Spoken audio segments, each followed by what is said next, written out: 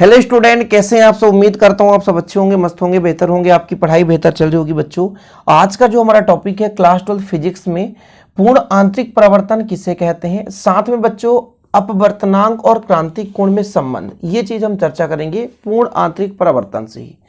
तो वीडियो को थोड़ा सा लास्ट तक देखा करें, तब आपको समझ में आएगा कि आज आप क्या पढ़ने जा रहे हो और क्या चीजें सीख रहे हो। ठीक है, तो यहां पर कई टॉपिक्स हम क्लियर कर देंगे। यहां से ऑब्जेक्टिव क्वेश्चन भी बन सकता है, साथ में जो भी क्वेश्चन एग्जाम में पूछा जाएगा वो चीज भी क्लियर हो जाएगा। पूर्ण आंतरिक परावर्तन, इसके साथ साथ इनकी शर्तें। दूसरा कंडीशन है अपवर्तनांक। क्या? अपवर्तनांक और क्रांतिक कोण में संबंध, ये चीज सीखेंगे बच्चों। तो चलिए शुरू करते हैं। ये डायग्राम है, इस डायग्राम के थ्रू आपको समझाने की कोशिश करूंगा। पहले आप समझो कि अपवर्तन क्या है और परावर्तन क्या है, ये दो चीज आपको क्लियर होना चाहिए। परावर्तन और अपवर्तन दोनों में क्या डिफरेंस है। तो बच्चों, जैसे हमारे पास एक सतह है, उस सतह पर कोई प्रकाश किरणें आती है, उस सतह पर प्रकाश किरणें आती है और ये इसका अभिलंब है और परावर्तित होकर उसी माध्यम में वापस लौट जाती है, तो इसे हम कहते हैं परावर्तन। क्या बोलते हैं? परावर्तन। यानी किसी प्रकाश किरण का या प्रकाश का किसी सतह से टकराकर उसी सतह पर वापस हो जाने की घटना या परिघटना प्रकाश का परावर्तन कहलाता है। ठीक, अब क्यों यहां पे समझा रहा हूं, क्योंकि आप पूर्ण आंतरिक परावर्तन पढ़ने जा रहे हो ना, इसलिए यहां पे इसको समझाना जरूरी है। यदि बच्चों हम अपवर्तन की बात करें तो हमारे पास दो माध्यम है। एक माध्यम से प्रकाश किरण आ रही थी, ठीक है, और दूसरे माध्यम में वो जा रही है, तो अपने मार्ग से विचलित हो गई, तो ये जो परिघटना है वो अपवर्तन कहलाता है। यानी जब प्रकाश किरण एक माध्यम से दूसरे माध्यम में जाती है तो अपने मार्ग से विचलित हो जाती है। जब प्रकाश किरण एक माध्यम से दूसरे माध्यम में जाती है, मान के चलता हूं ये वायु है और ये जल है, मतलब सघन है, इसलिए तो सघन में अभिलंब की ओर झुकती है। तो जब प्रकाश किरण एक माध्यम से दूसरे माध्यम में जाती है तो अपने मार्ग से विचलित हो जाती है, इसे हम अपवर्तन कहते हैं। दोनों चीज क्लियर है। अभी पूर्ण आंतरिक परावर्तन पढ़ रहे हो तो परावर्तन में पूर्णतः प्रकाश किरणों का लौटना होगा। अब देखो, मैंने कहा अपवर्तन दो माध्यम की घटना है, दो माध्यम होनी चाहिए। ये मैंने सतह बना दिया, ऊपर मैंने कहा वायु है बच्चों और नीचे मैंने कहा जल। क्या? जल। अब जब प्रकाश सघन से विरल में जाती है, ये मान लेते हैं अभिलंब है, ठीक है। कहां से जाती है? सघन से। सघन से विरल में जाती है बच्चों, तो अभिलंब से दूर हटती है। अभिलंब, ये आपका अभिलंब है, अभिलंब से क्या हटेगी? दूर हटेगी, ठीक है। मतलब ये आपतन कोण था और ये आपका अपवर्तन कोण है। जब प्रकाश किरण कहां से चलती है? सघन से। कहां से? सघन से। कहां चल रही है? विरल में। मैंने कहा ये जल है, ये वायु है, तो सघन से विरल में, तो अभिलंब से दूर हटती है। अब यदि मैं आई के मान को बढ़ाऊं, आपतन कोण का मान बढ़ाते जाऊं, तो अपवर्तन कोण का मान भी बढ़ता जाएगा, ठीक है। मैंने कहा भाई साहब ये मेरा सतह है, ये अभिलंब है। अब प्रकाश देखो, आई यहां पे था, थोड़ा सा इसका मान और बढ़ा दिया, तो फिर ये जो है इसके समांतर चलने लग गई, मतलब यहां पे 90 डिग्री कोण बन गया। अपवर्तन कोण कितना डिग्री बन गया? 90 डिग्री बन गया। थोड़ा सा और आगे बढ़ाएंगे, थोड़ा समझने की कोशिश करेंगे, थोड़ा सा और आगे बढ़ाएंगे तो कुछ नहीं होगा, सीधा ये वापस आ जाएगा। कुछ नहीं होगा, सीधा ये वापस हो जाएगा। मतलब हमने क्या देखा कि जब प्रकाश किरण को हम क्या करते हैं? सघन से विरल माध्यम में भेजते हैं, तो अभिलंब से दूर हटता है, और लेकिन हम आपतन कोण का मान बढ़ाते जाएं तो एक ऐसी स्थिति आएगी कि प्रकाश किरण अपने माध्यम में वापस आ जाती है। तो ये जो परिघटना है पूर्ण आंतरिक परावर्तन कहलाता है। अब देखो, यहां पे एक शब्द आएगा क्रांतिक कोण। क्रांतिक कोण, जैसे बच्चों मैंने आपको समझाया कि प्रकाश किरण सघन से विरल में जा रही तो अभिलंब से दूर हटेगी, और एक ऐसी स्थिति आएगी कि जो अपवर्तन कोण का मान 90 डिग्री हो जाए, अपवर्तन कोण का मान 90 डिग्री हो जाए, मतलब आपतन कोण का मान बढ़ाते जाए। हमने आपको यहां पे समझाया, थोड़ा सा इस डायग्राम में भी समझाए कि भाई पहले आपतन कोण का मान कम था, अपवर्तन कोण का मान आर हो गया, इसके मान को और मैंने बढ़ा दिया, आपतन कोण का मान बढ़ा दिया तो अपवर्तन कोण का मान 90 डिग्री हो गया। अर्थात प्यारे बच्चों, जैसे जैसे आपतन कोण का मान हम बढ़ाते जाते हैं, अपवर्तन कोण का मान भी बढ़ते जाता है और एक ऐसी स्थिति आती है कि अपवर्तन कोण का मान 90 डिग्री हो जाता है। ये 90 डिग्री दिख रहा है आपको। हमने कहा आपतन कोण का मान बढ़ाते जाएं तो अपवर्तन कोण का मान 90 डिग्री हो गया। उस स्थिति में जो आपतन कोण है वो क्रांतिक कोण के बराबर होता है। मतलब जब आपतन कोण आईसी है, आईसी मतलब क्रांतिक कोण, उस स्थिति में अपवर्तन कोण 90 डिग्री है। फिर से समझने की कोशिश करो, एक बार नहीं 10 बार पढ़ो, जब तक में समझ में ना आए तब तक आप पढ़ो, प्रैक्टिस करो कि भाई साहब प्रकाश किरण सघन से विरल में जाती है तो अविलंब से दूर हटती है, तो ये मूलभूत सिद्धांत हो गया। और जैसे आपतन कोण का मान बढ़ाते जाएंगे, आई का मान बढ़ाते जाएंगे, अपवर्तन भाई ये वैसे ही अविलंब से दूर हटेगा। ठीक है, अब ये इतना तो अविलंब से दूर हटा, थोड़ा और इसका मान तो और अविलंब से दूर हटेगा। एक ऐसी स्थिति आएगी आई का मान सी यानी क्रांतिक कोण के बराबर हो जाएगा, जिसे हम क्रिटिकल एंगल बोलेंगे। तो उस कोण को हम आपतन कोण के उस मान को हम क्रांतिक कोण कहेंगे जब अपवर्तन कोण का मान 90 डिग्री हो जाए। और यदि उससे भी अधिक हम बना दें, इस क्रांतिक कोण से भी अधिक कोण हम यहां पर बना दें, तो फिर प्रकाश किरण कुछ नहीं उसी माध्यम में वापस लौट आएगी। तो इस परिघटना को हम पूर्ण आंतरिक परावर्तन कहते हैं। यानी जब कोई प्रकाश किरण सघन से विरल में जाती है या सघन से विरल में प्रवेश करती है तो आपतन कोण का मान क्रांतिक कोण के मान से अधिक हो। भाई आपतन कोण का मान क्रांतिक कोण से अधिक हो, क्योंकि क्रांतिक कोण में वापस नहीं लौट रहा है, ये सीधे अक्ष के समांतर है। तो ये आपतन कोण का मान इस क्रांतिक कोण से भी अधिक हो जाए, क्या हो जाए, अधिक हो जाए। उस स्थिति में प्रकाश किरण दूसरे माध्यम में न जाने के बजाय उसी माध्यम में वापस लौट आती है। यह परिघटना पूर्णांतरिक परावर्तन कहलाती है। अब परिभाषा लिखने की बारी है कि जब कोई प्रकाश किरण सघन माध्यम से विरल माध्यम प्रवेश करती है और आपतन कोण का मान क्रांतिक कोण के मान से अधिक होता है तो प्रकाश किरण विरल माध्यम प्रवेश करने के बजाय सघन माध्यम में वापस आ जाती है। इस परिघटना को प्रकाश का पूर्ण आंतरिक परावर्तन कहते हैं।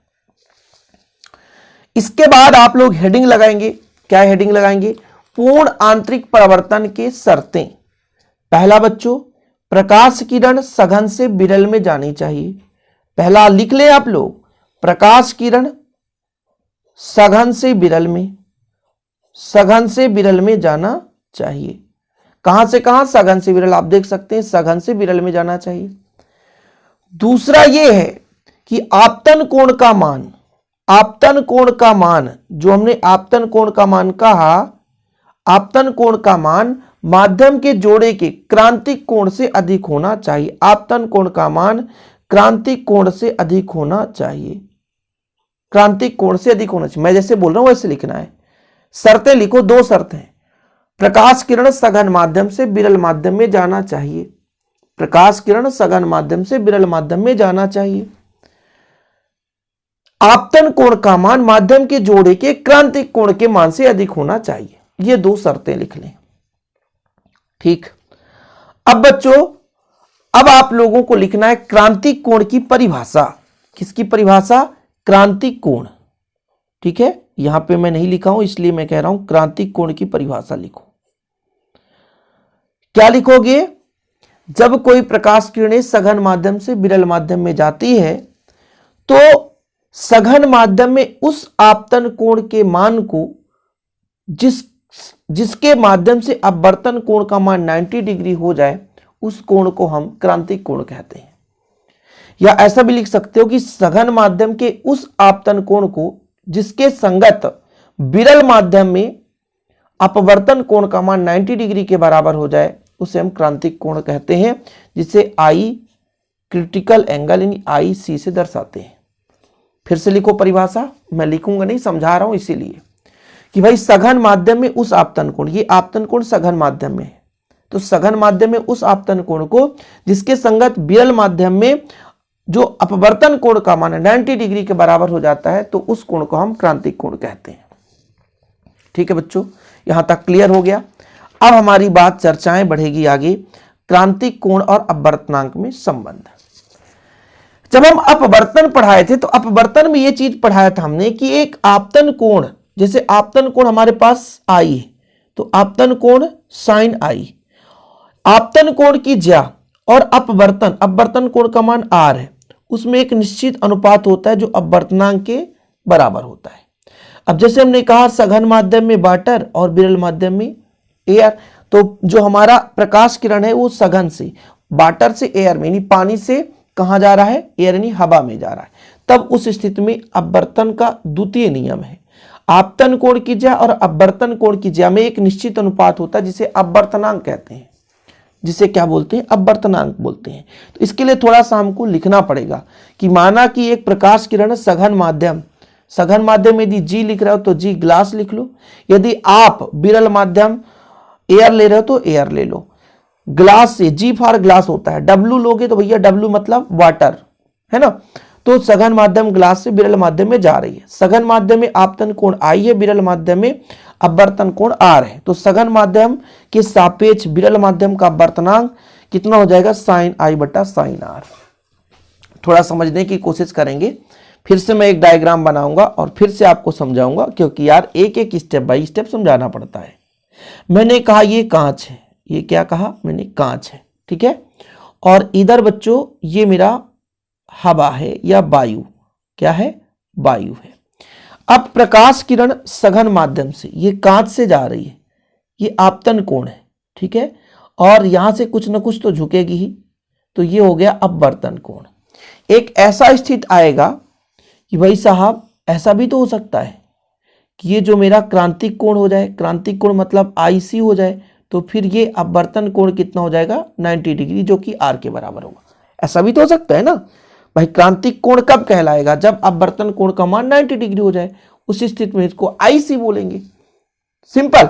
और जो हमारा अपवर्तन का नियम क्या कहता है, आपतन कोण की ज्या, आपतन कोण की ज्या और अपवर्तन कोण की ज्या में एक निश्चित अनुपात होता है, अपवर्तनांक कहां से जा रहा है, कांच से जा रहा है एयर में, इसलिए एयर के सापेक्ष ग्लास का अपवर्तनांक, हवा के सापेक्ष कांच का अपवर्तनांक, तो जी म्यू ये हो गया, हवा के सापेक्ष कांच का अपवर्तनांक, ठीक है, ये चीज हो गया। अब इसको भाई साहब मैंने कहा कि भाई क्रांतिक कोण कब होगा, क्रांतिक कोण कब होगा, आई का मान आईसी कब होगा, जब आर का मान 90 डिग्री हो जाए, आर का मान 90 डिग्री, अपवर्तन कोण कितना हो जाए, 90 डिग्री हो जाए, मतलब जी म्यू ए साइन आई को हम आई सी कब लिख सकते हैं, जब आर का मान कितना हो जाए, 90 डिग्री हो जाए, साइन कितना हो जाए, 90 डिग्री, और साइन 90 का मान होता है 1, तो जी म्यू ए बराबर कितना हो जाएगा, साइन आई सी हो जाएगा, साइन आई सी हो जाएगा।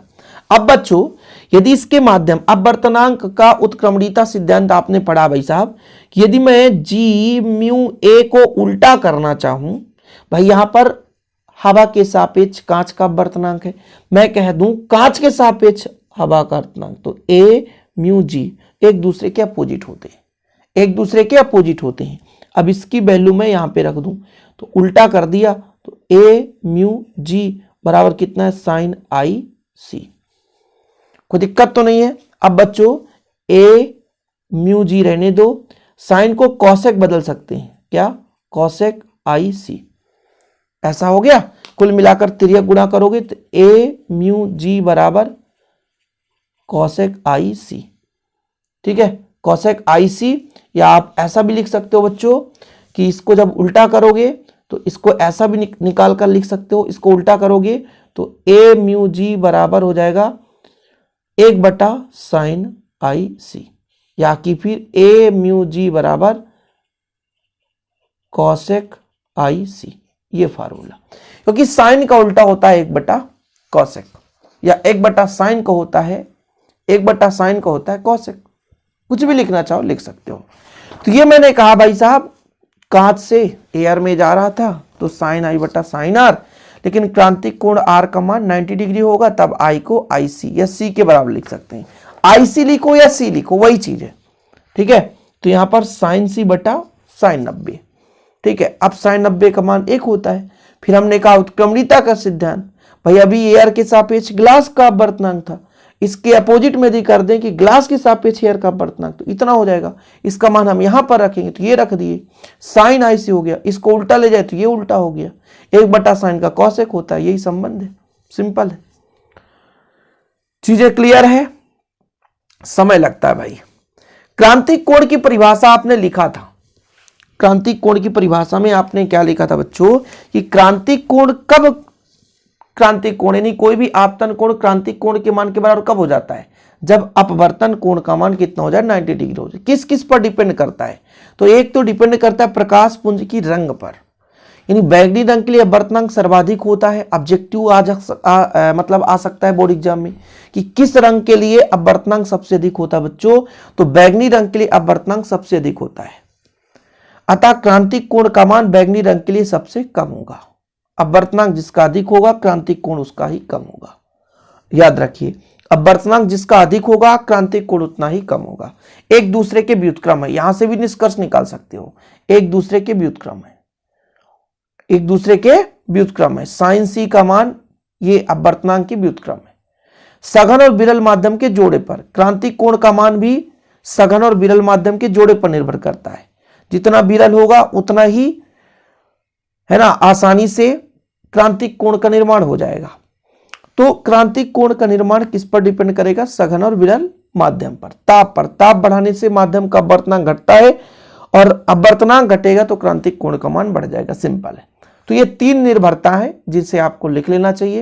यदि 2 नंबर में ऐसे क्वेश्चन आ जाता है कि क्रांतिक कोण किसे कहते हैं, इसकी निर्भरता लिखिए, तो फिर आप इतना लिख दोगे तो काफी है बच्चों। उम्मीद करता हूं आज के सेशन आपको पसंद आया होगा। पसंद आए तो लाइक करके शेयर जरूर करें और ऐसी वीडियो पाने के लिए चैनल को सब्सक्राइब कर लें, बेल आइकन प्रेस कर लें। जय हिंद, वंदे मातरम। और हाँ बच्चों, यदि नोट्स लेना है तो कॉन्टेक्ट नंबर पर आप कॉन्टेक्ट कर सकते हैं। 100 रुपीज चार्ज है। कॉन्टेक्ट नंबर 9685 29 91 49, ये मेरा पर्सनल नंबर है। इस पर कांटेक्ट करके आप नोट्स ले सकते हैं, बेहतर रूप से तैयारी कर सकते हैं। ओके बच्चों, जय हिंद, वंदे मातरम।